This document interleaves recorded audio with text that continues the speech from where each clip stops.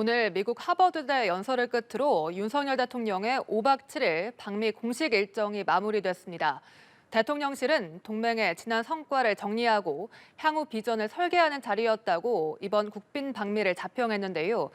여야 정치권의 평가는 엇갈리고 있습니다. 두 분과 관련 내용 짚어보겠습니다.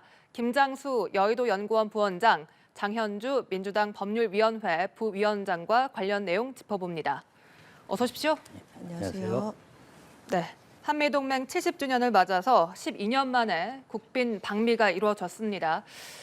윤 대통령 이제 귀국길에 오를 것으로 보이는데요. 먼저 두 분의 이번 정상회담 또 방미 일정 총평부터 듣고 시작을 하겠습니다. 어떻게 평가하십니까? 윤석열 대통령의 외교 분야 공약이 글로벌 중추 국가였습니다. 이게 이제 우리나라가 이제 세계 10위권의 경제 대국이 됐고, 그래서 이제 그에 걸맞는 글로벌 역할을 해야 된다는 게 대선 공약이었는데, 일단 이번 방미를 통해서 글로벌 중추국가로 가는 기반과 초석을 확고하게 놓았다. 이게 취임 1주년도 안 된 성과이기 때문에 그 부분을 가장 높게 평가하고 있습니다. 네, 장 부위원장님의 평가도 궁금합니다. 사실 이번에는 눈에 보이는 성과는 별로 없는 반면에 과연 경제적으로 또 안보적으로 우리가 어떤 이익을 실리를 취했는지에 대해서 좀 국민의 한 사람으로서 좀 의문이 드는 회담이긴 했습니다.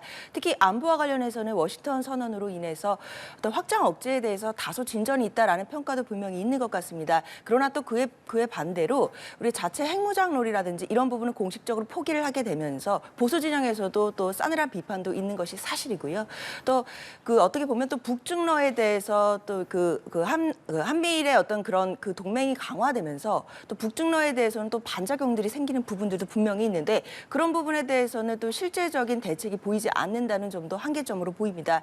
특히 경제와 관련해서는 IRA라든지 반도체법 관련해서 조그마한 물꼬라도 만들어주기를 기대했던 국민들이 많으셨을 것이라고 생각이 듭니다. 그러나 사실 눈에 보이는 경제적인 성과는 별로 없었다라고 보이기 때문에 이번 좀 한미 정상회담에 대해서는 아쉬운 점도 많은 부분이 있다라고 말씀드리겠습니다. 네, 대통령실이 이번 회담, 이번 방미의 최대 성과로 꼽는 부분이 바로 이 워싱턴 선언입니다. 대통령실은 핵이 포함된 업그레이드된 한미 상호 방위 조약이다 이렇게 자평을 했는데 여야의 반응이 분명히 엇갈리고 있단 말이죠.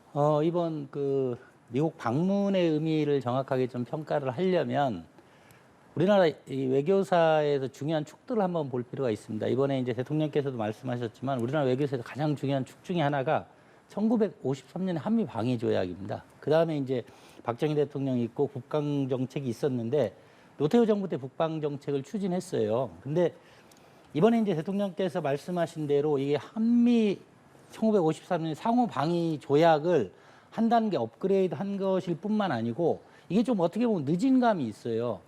아까 장 부원장님도 말씀하셨지만 지금 전 세계가 세계적으로 이렇게 신냉전 체제로 급격하게 바뀌고 있어요. 바뀌고 있는데 우리만 문재인 정부 때 한번 보시면 아시겠지만 문재인 정부 하면 딱 떠오르는 게 이제 판문점 도보 회담, 싱가포르 하노이 회담, 그리고 능라도 평양 인민들 앞에서 연설이에요. 이게 한반도에서 너무 갇혀 있었어요.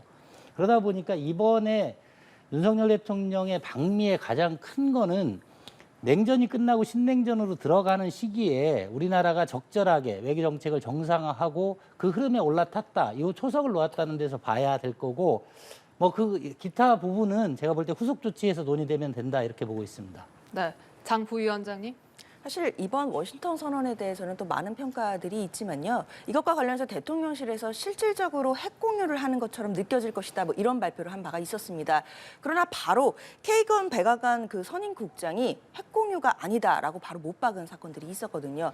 그 얘기 자체가 대통령이 아직도 미국의 국빈 방문 중일 때 바로 아니라는 얘기들이 나왔기 때문에 사실 대통령실로서도 그리고 여권에서도 굉장히 머쓱해지는 장면들이 있었습니다. 그만큼 이번 워싱턴 선언에 대해서 대통령실이나 여권에서는 마치 이제 나토식의 핵 공유만큼이나 또 성과가 있는 것처럼 이야기를 해왔지만 사실상 미국에서 바라보고 있고 인식하고 있는 지점은 우리 대통령실의 인식과 전혀 다른 것은 아닌지 이런 부분에 대해서 좀 우려가 듭니다. 안보라는 것은 또 신뢰도 중요하고 책임도 중요한 것인데 무엇보다도 지금 있었던 이야기, 양국 간에 있었던 이야기들을 투명하게 국민들께 말씀드리고 투명하게 성과를 보고하는 것이 그것부터가 안보의 어떤 시작이라고 할 것인데 이 부분을 너무 성과 성과를 부풀리려고 하다 보니까 사실상 뭐 실질적인 핵 공유가 있었다 이런 이야기가 너무 앞서서 나온 게 아닌가라는 부분도 아쉬운 지점이라고 하겠습니다. 네, 그러니까 이 부분이요. 사실상 핵 공유다, 사실상 핵 공유가 아니다. 이렇게 한미 정부의 입장차가 온도차가 좀 있거든요. 이거 이제 김태호 실장의 설명이 약간 부족해서 근데 저는 이제 그 왜 김태호 실장이 그런 설명을 본인은 잘 알고 있는데 왜 부족하게 했는지 그 부분을 짚어보면 될 것 같아요. 그러니까 실제적인 사실상 핵 공유는 불가능합니다.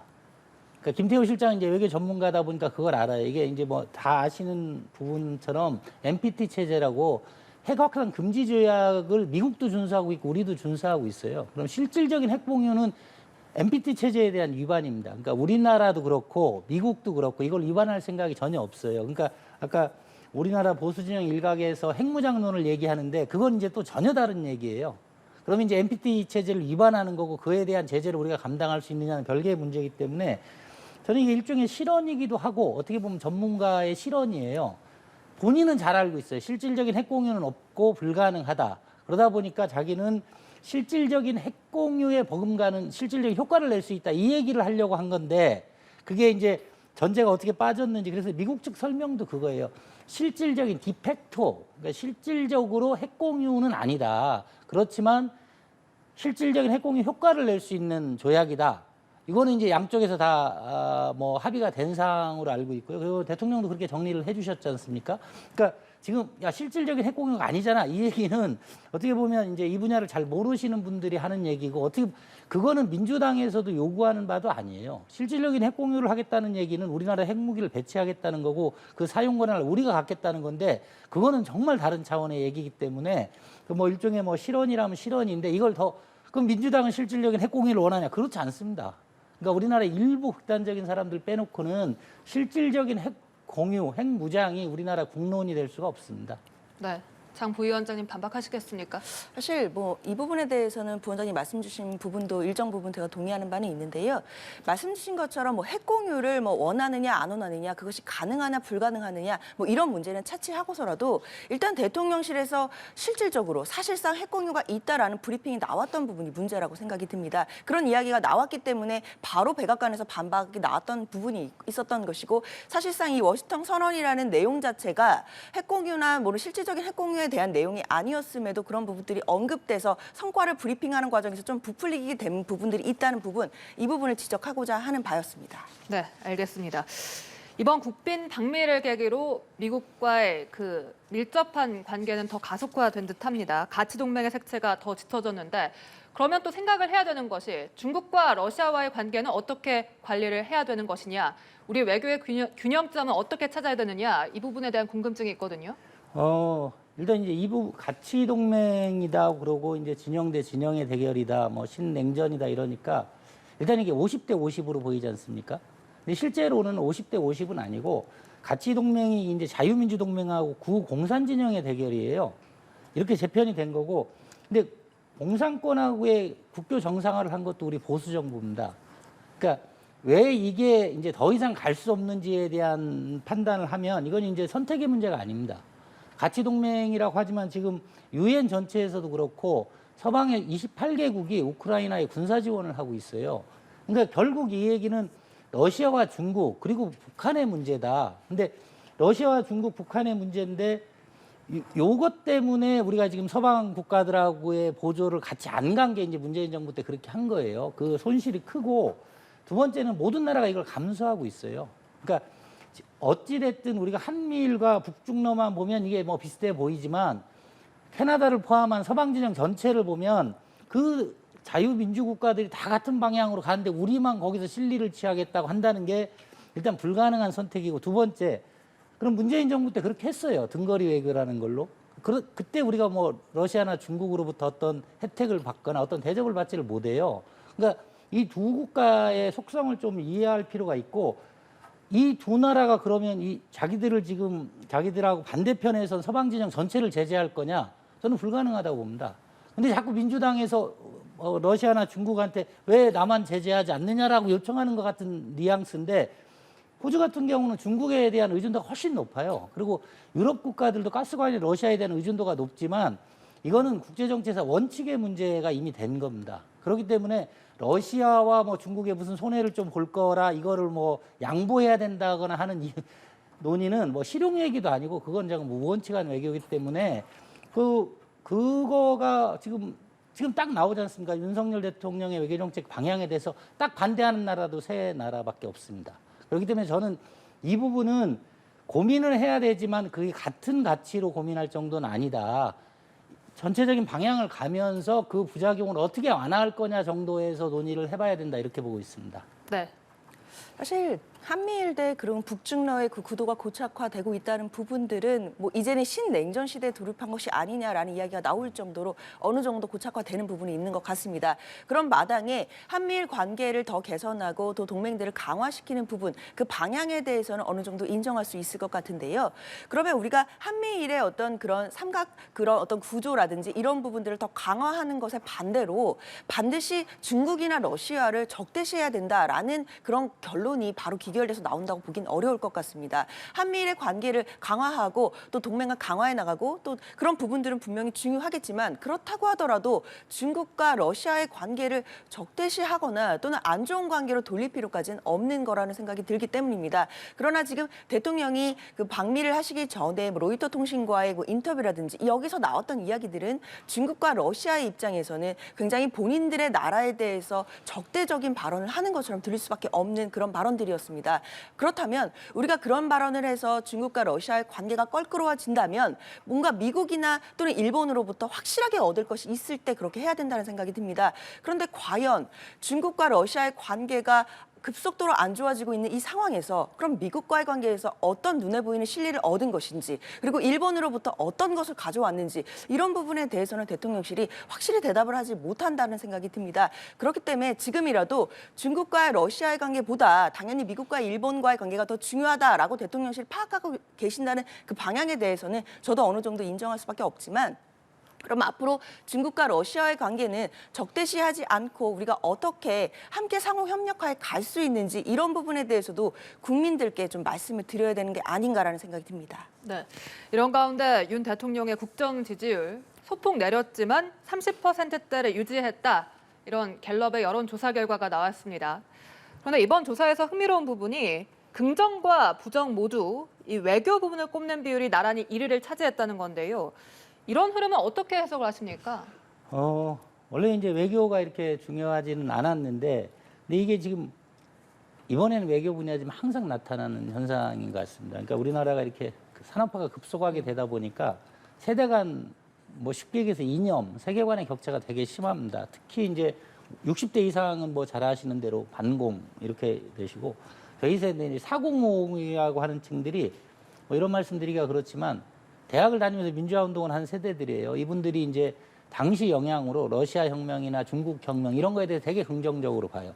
뭐 하다못해 이제 북한에 대해서도 뭐 많이 이해를 하는 이 세대가 있고 이분들은 이제 당연히 이제 반일 쪽에 많이 들어가 있어요. 그리고 근데 그러다 보니까 지금 뭐 이제 특히 일본은 우리가 이제 한미일 체제로 갈 때 일본을 건너뛰고 갈 수는 없어요. 일본을 우리가 제끼고 갈 수는 없고 어떤 의미에서는 한일 관계가 나빠지면 한미일 관계도 정상화되기 힘들고 그 피해는 우리가 보는 측면이 많습니다. 일본은 미국의 입장에서는 상수예요. 그러다 보니까 이런 현상들이 나타나는데 저는 이렇게 봅니다. 지금 이것 관련해서도 중요한 여론조사들이 있어요. 특히 저희가 주목해 보는 거는 그전에는 가장 싫어하는 나라가 1위가 압도적으로 일본이었습니다. 그리고 북한은 호감도가 더 높았던 적도 있는데 저는 이제 외교 정책도 국민 여론을 어느 정도 반영해야 된다고 보는데 지금 보면 압도적으로 중국에 대한 호감도가 뭐 중국에 호감 있다는 분들이 한 10% 정도 되고 그다음에 북한이에요. 북한 비호감도 엄청 높습니다. 그 얘기는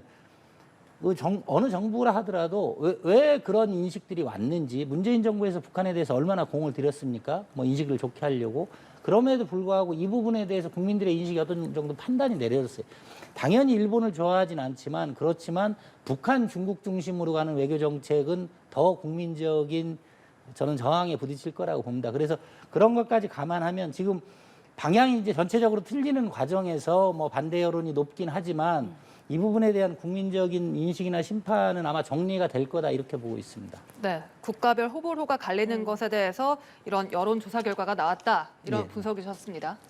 일단 긍정과 부정 평가에서 1순위가 모두 외교라는 점은 참 흥미로운 지점이기는 합니다. 네. 앞서서 우리 그 윤석열 대통령의 외교 행보를 살펴본다면 그 일본과의 관계에서 강제동원 해법 뭐 이런 부분이라든지 그리고 미국의 그 도감청 의혹에 대해서 대통령의 어떤 발언들이나 그러면 대처하는 방식 이런 부분에 대해서는 국민들께서 좀 지지하시는 어떤 정치적인 좀 진영에 따라서도 굉장히 또 많이 다양한 의견들을 주시는 것을 지금 반영하고 있는 여론조사라고 봐야 될 것 같습니다.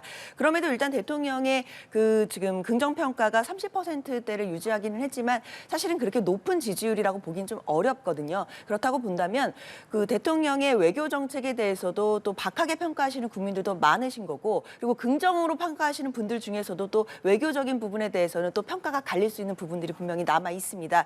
앞으로도 이제 한미일 관계라든지 그리고 북중러 관계에 대해서 외교 현안들이 산적해 있는데요. 그런 부분들을 대통령실이 어떻게 헤쳐나갔냐에 따라서 지지율에도 정말 많은 영향을 미칠 수 있겠구나를 확인할 수 있는 그런 평가라고 하겠습니다. 네, 알겠습니다. 이제 정치권으로 가봅니다. 민주당 새 원내사령탑에 박광훈 의원이 선출이 됐습니다. 이낙연 전 대표 시절에 사무총장까지 지낸 인물인데 사실 결선 투표까지 갈 것이다 뭐 이런 전망도 많았는데 1차 투표에서 과반을 획득해서 선출이 됐단 말이죠. 어떤 의미로 보세요? 사실 이번 그 원내대표 선거는 제가 개인적으로 생각할 때는 오히려 이제 개파나 이런 부분들을 뚜렷하지 않은 선거였다라는 생각이 듭니다. 일단 후보로 나오셨던 네 분 모두 다 뭐 개파색이 뭐 상대적으로 그렇게 강하신 분들은 또 아니었다고 보겠는데요. 그래도 결과적으로 봤을 때는 친명계 후보 세 분과 그리고 이제 비명계 후보였던 박광원 원내대표 한 분 이렇게 3대1의 구도였다라고 좀 보는 부분들이 있습니다. 그렇기 때문에 사실상 비명계 쪽에서는 사실상의 단일화가 이루어졌다라는 측면들도 있고요. 그렇기 때문에 결선을 가지 않고 본선에서 바로 과반 이상을 득표를 하시면서 당선된 것으로 봐야겠다. 뭐 이런 평가들이 많이 있는 것 같습니다. 특히 이제 박광원 원내대표 같은 경우에는 뭐 개파색 이런 것보다는 좀 합리적이시고 그리고 좀 많은 분들을 포용하는 그런 정치를 하신다라는 평가가 두루두루 있는 편입니다. 그렇기 때문에 당내에서도 신임도도 굉장히 높으신 분이고 그리고 앞으로 일처리라든지 그리고 민주당이 지금 산적해 있는 과제들이 많이 있습니다. 그런 부분들을 앞장서서 해결하실 수 있는 그런 분이다라는 평가들이 많았기 때문에 이번 선거에서 1차에서 바로 당선이 되신 게 아닌가라는 생각이 듭니다. 네, 이렇게 대표적인 비명계가 원내 사령탑에 오른 것 어떤 의미로 보시는지요? 이번에 뽑힌 원내대표는 이제 다음 총선 공천에도 일정하게 관여할 수 있는 원내대표입니다. 근데 확실히 그건 있는 것 같아요. 이번에 3대1로 나뉘긴 했지만 이분이 한 번에 이제 과반을 넘었지 않습니까? 네. 90몇 표 나왔는데 이건 이제 친명계도 이분을 찍은 분들이 많다는 얘기인데 저는 한마디로 보면 이렇게 봅니다. 그게 친명, 이재명 대표의 총선 공천의 독주를 견제하려는 어떤 심리적 안전판으로 쓴 게 아니냐. 그렇게 봅니다. 그러니까 근데 그럼에도 불구하고 사실 총선 원내 문제 말고 총선 공천 관련해서는 대표의 영향력이 절대적입니다. 민주당의 당원 당규를 보면 대표의 영향력이 절대적이고 그다음에 권리당원의 영향력이 절대적이에요. 흔히 뭐 그중에 개딸이 많다 이러는데 그러다 보니까 그 안전판으로 어쩔 수 없이 이제 이분을 선택하긴 했는데 그 효과는 아마 되게 제한적일 겁니다. 그러니까 일단 당대표를 중심으로 한 최고위원들이 이제 친명이 독주하는 체제고 그 밑에 권리당원들도 친명에 대한 이재명 대표에 대한 지지가 압도적이에요. 그러다 보니까 위원들도 뭐 친명계 위원들도 불안하겠죠. 뭐 총선 공천이 뭐 독단적으로 이루어질 가능성, 본인들이 배제될 가능성에 대한 우려가 그래도 좀 안전판을 좀 만들어 보자 이런 생각으로 이제 박광원이라는 분에 대한 지지 물론 합리적인 분이에요. 그리고 뭐 인간관계 좋고 그래도 이런 요인들이 작용해서 압도적인 다수표가 나왔다. 근데 앞으로 이제 쉽지 않겠죠. 위아래로 결이 다른 대표와 결이 다른 권리당원이 압박하는 구조고 점차 이제 공천권 문제가 중요해지기 때문에 저는 이분이 앞으로 이걸 어떻게 헤쳐나갈지 되게 궁금하긴 합니다. 네, 일각에서 비명계 구심점이 생겨서 좀 개파 간 긴장감, 갈등이 더 생기는 것 아니냐 이런 관측도 있습니다. 저는 오히려 다르게 봅니다. 오히려 이번에 원내대표 선거에서 뭐 정말 좀 어떻게 보면 개파색이 짙은 뭐 친명계 의원이 당선이 됐다라고 한다면 오히려 당의 입장에서는 더 내홍이 깊어졌을 가능성이 높다고 생각이 듭니다. 왜냐하면 뭐 비명계와의 그런 친명계의 갈등들이 지금은 수면으로 올라와 있지는 않지만 불씨는 남아있다라는 부분들 그렇게 평가하시는 분들이 많이 있거든요. 그렇게 본다면 원내대표의 그 지도부마저도 친명계에서 가져가게 된다라고 한다면 비명계가 오히려 더 이런 부분에서 결집하고 갈등이 또 시작될 수 있는 가능성이 있습니다. 그러나 오히려 그 비명계에서 원내대표가 나왔기 때문에 이런 부분에서는 좀 공평하거나 좀 탕평의 인사가 되는 것처럼 지금 보이는 부분들도 있고 그렇다고 한다면 비명계 일각에서도 또 친명계 일각에서도 지금 당장 어떤 갈등이나 내용이 불거져 오기보다는 서로 간에 협의를 하고 타협을 해서 지금 민주당이 지금 닥쳐 있는 여러 가지 현안들이나 위기 상황에 대해서 함께 머리를 맞대고 그리고 위기를 극복해 나가는 이런 모습들도 보여줄 수 있다라는 생각이 듭니다. 네, 지금 박 원내대표 앞에 놓인 과제들이 산적합니다. 특히 민주당이 5월 처리를 예고한 것이 노란봉투법 그리고 방송 3법 개정안인데 대여 협상력을 가늠할 첫 시험대가 될 것으로 보이거든요. 박 원내대표의 이런 협상력 어떻게 전망하시는지요? 지금 이제 이게 계속 반복되고 있습니다. 그러니까 야당이 일방적으로 국회 입법을 하고 대통령이 이제 거부권을 행사하는. 근데 저는 여기서 이제 왜 이런 문제들이 계속 생기느냐. 그래서 이제 박광훈 원내대표가 거기서 협상력을 발휘할 거냐의 문제인데 이건 한번 냉정하게 돌아보실 필요가 있어요. 이게 2020년에 이 국회의석이 정립이 된 겁니다. 민주당의 압도적인 다수 의석이 지금 뭐 갑자기 된 게 아니고 3년이 지났어요. 그리고 작년까지 문재인 대통령이 그 정부를 대표하고 있었습니다. 근데 그때도 민주당에서도 안 했던 법들입니다. 그러니까 어떤 면에서 지나치게 좌파적이거나 지나치게 포퓰리즘적이다. 이래서 안 했던 법들을 이재명 대표 체제에 와서 이걸 다 밀어붙이고 있는 거예요.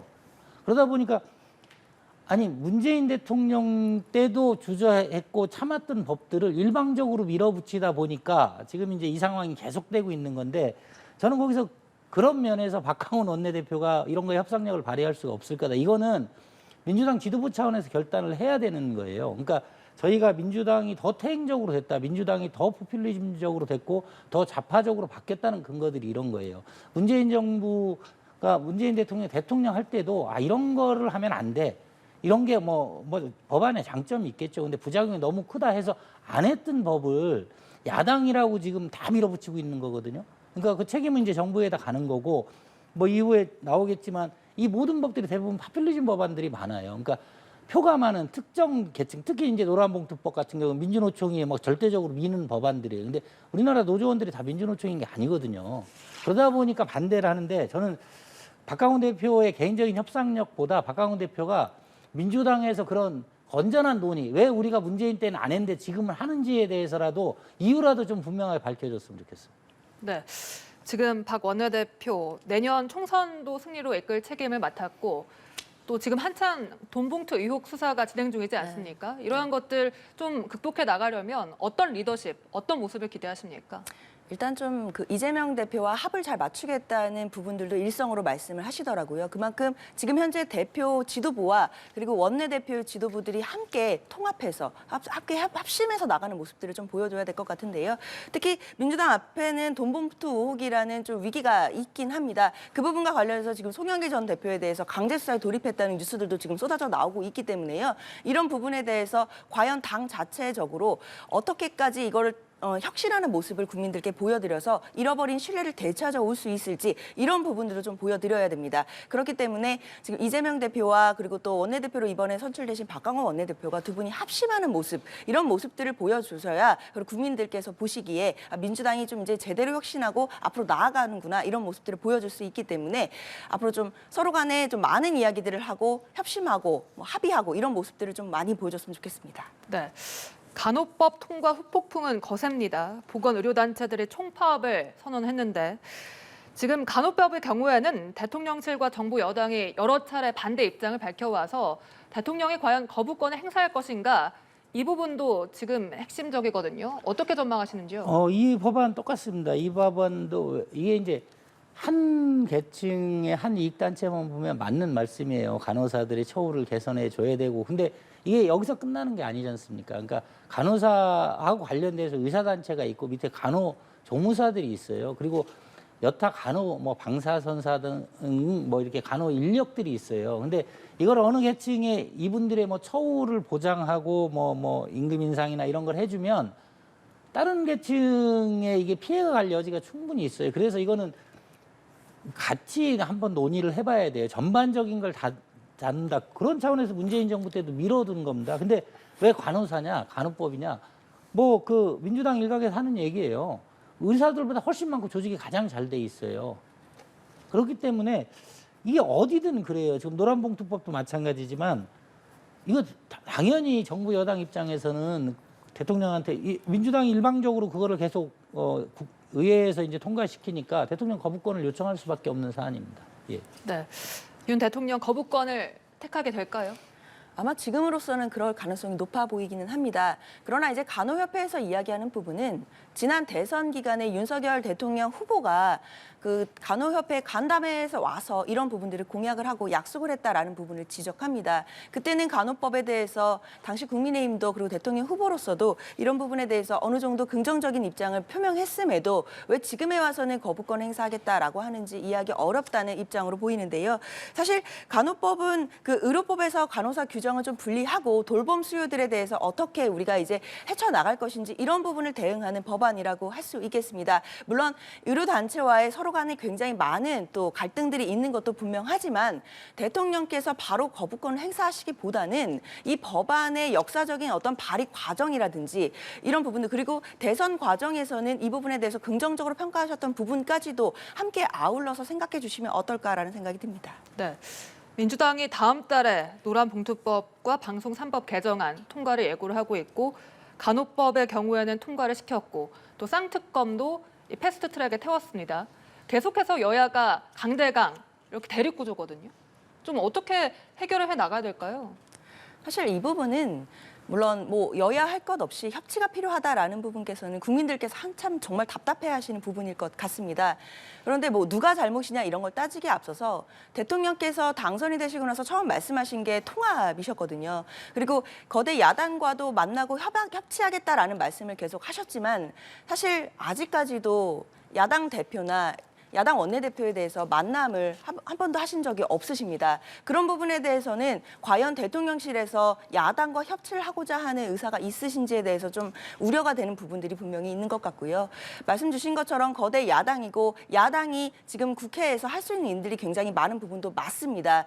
그렇다고 한다면 또 당연히 집권 여당에서는 야당과의 협치를 통해서 대통령이 하고자 하는 행정들을 실현해 나가는 역할도 해야 되는 것이 분명히 의무입니다. 그러나 지금 보여지는 모습들은 물론 뭐 야당의 잘못도 있겠지만 과연 여당으로서도 야당과의 어떤 협치를 하기 위한 노력을 하고 있는지 그리고 대통령실에서도 야당 당대표와 어떤 협치의 노력을 하고 있는지에 대해서 묻고 싶지 않을 수 없습니다. 네. 여야 협치를 기대하긴 어려울까요? 두 가지 차원에서 어렵다고 봅니다. 첫 번째가 지금 이제 노란봉투법, 간호법 뭐 이렇게 쭉 나왔지 않습니까? 이게 여야만 합의한다고 협치가 아닙니다. 그러니까 국민, 이해 당사자들을 분열시키고 갈등을 일으키는 법안을 여야에서 합의해서 통과시켰다고 이게 협치냐는 문제가 있고요. 또 하나 이제 선거의 의미를 얘기할 수밖에 없어요. 제가 그래서 계속 말씀드리는 게 선거는 어떤 식으로 2020년에 민주당을 선택을 한 겁니다. 그리고 지난 대선에서 윤석열 대통령을 선택을 했지 않습니까? 그럼 국민들 생각은 그 중간 어디께예요? 근데 지금 제가 그래서 민주당이 의회에서 지난 정부 때보다 자기들이 더 왼쪽으로 간 법안만을 계속 밀고 있어요. 그러면 아니 대선에서는 윤석열 대통령이 승리했는데 그전보다 더 왼쪽으로 가는 정책을 대통령이 받을 수는 없는 겁니다. 그렇다 보면 저는 뭐 윤석열 대통령 포함해서 정부 여당이 우리 것만 하겠다고 생각하지는 않을 거라고 봅니다. 그렇지만 그전보다 더 왼쪽으로 간 정책을 가지고 어떻게 협치를 합니까? 그러다 보니까 저는 이재명 대표가 최소한 문재인 정부 때 정도 선으로 내지는 그것보다는 조금 더 양보하는 선에서 합치하는 게 이 선거와 민주주의의 의미에도 맞고 국민의 뜻도 거기에 있다고 봅니다. 근데 계속 더 왼쪽으로 밀어놓고 이거 가지고 대통령이 협치를 안 한다고 비판하는 거는 제가 볼 때는 이 근본적으로 지금 민주당이 이걸 협치할 생각이 있는지 국정을 방해하겠다는 생각인지 그 지점은 정말 한번 진지하게 검토를 해봐야 된다 이렇게 보고 있습니다. 네, 알겠습니다. 어제 국민의힘 원로들이 김기현 대표를 만나서 쓴소리를 했습니다. 최근 설화 사태 등을 지적했는데요. 김 대표에게 강한 대처를 지적을 하면서 또 윤 대통령에게 진언을 해야 된다. 이런 입장들을 밝혔습니다. 이런 원로들의 발언 어떻게 들으셨는지요?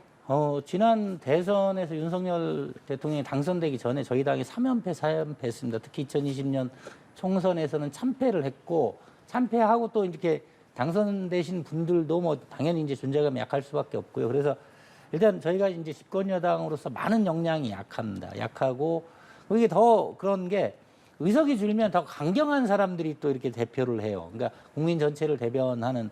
이번에 그래서 이제 상임 고문단 상임 고문들의 이제 우려는 충정 어린 우려입니다. 그리고 당에서 이거를 이제 진지하게 받아서 해야 되는데, 제가 볼 때는 뭐 일단 이게 좀 시간이 걸릴 수 있다. 우리 당의 역량이나 능력, 뭐 실력 이런 부분들이 뭐 객관적으로 아직 미흡한 부분이 있고, 그러다 보면 뭐 대통령실 뭐 저도 청와대도 있고 그랬는데, 대통령실하고 역량 차이가 많이 나요. 이렇게 되면 우리 당이 정책 역량, 국민 소통 역량 이런 게 뛰어나지 않다 보니까, 그러면서 지금 이제 나온 설화들도 다 그런 거 아닙니까? 당의 지지자지만 일부 강경층들만 의식한 발언들이 나오기 때문에 참 이게 일 좀 제대로 해. 이 얘기는 좋은 얘기인데 우리가 그럴 만한 실력을 갖추는데 아마 시간이 좀 걸릴 거다 이런 생각을 하고 있습니다. 네, 국민의힘 원로들의 주문, 민주당의 입장에서는 어떻게 들으셨어요? 사실 이런 그 원로들의 이야기들, 쓴소리들은 항상 중요한 이야기들입니다. 근데 문제는 이것을 얼마나 받아들이고 실천해 낼 수 있느냐, 거기에 지점이 모든 문제가 있을 텐데요. 사실 이번 뭐 이야기들 뭐 당연히 강한 대처를 해야 되고 대통령께도 뭐 진언을 해야 된다, 이런 이야기들 당연히 맞는 이야기지만 과연 국민의힘에서 어느 정도까지 실천해 낼 수 있을지가 좀 관건일 것 같습니다. 특히 최근에 설화 사태를 일으켰던 이제 많은 최고위원들이 있었고, 그 과정에서 김기현 대표가 했던 강한 대처는 홍준표 대구시장에 대해서 상임고문직을 해촉하는 그런 부분밖에 없었거든요. 사실 그런 부분을 봤을 때는 과연 문제의 원인을 해결하지 않고 엉뚱한 곳에서 해결책을 찾아오는 과정들이었기 때문에 국민들이 보시기엔 참 의아한 부분들이 있었습니다. 이제 윤리위원회가 이제 구성이 됐다라고 들었습니다. 그렇기 때문에 최고위원들이 설화를 했던 부분들, 그리고 국민의힘에서 문제를 일으켰던 분들에 대해서 과연 얼마나 강력한 대처가 나오는지, 그런 부분부터 시작점으로 국민의힘의 변화하는 모습을 살펴볼 수 있을 것 같습니다. 네, 알겠습니다. 지금까지 김장수 여의도연구원 부원장, 장현주 민주당 법률위원회 부위원장과 이야기 나눠봤습니다. 오늘 말씀 고맙습니다. 고맙습니다. 감사합니다.